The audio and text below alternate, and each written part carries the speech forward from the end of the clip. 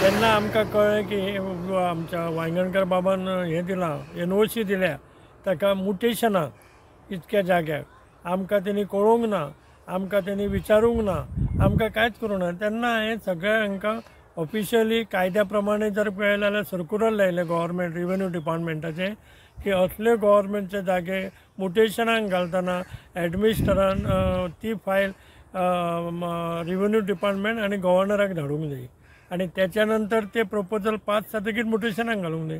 हेणी ते आमकांय विचारूंक ना आनी तांकांय धाडूंक ना आनी डायरेक्ट सायन मारली आनी मोकळो जालो, कळ्ळें की ना। आनी चवथ्या पांचव्या दिसा गेलो हांगासून, कळ्ळें की ना। म्हणजे जेन्ना आमकां कळ्ळें तेन्ना आमी सगळे CMाक, रेव्हेन्यू मिनिस्टराक, रेव्हेन्यू सेक्रेटरीक, कलेक्टराक, सगळे विजिलन्साक सगळ्यांक आमी हें घातलें।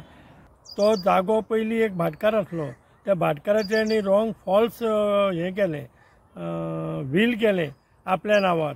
तो कॅथलीक आपल्या नांवार वील केलें, हो मुसलमान लायता नांव।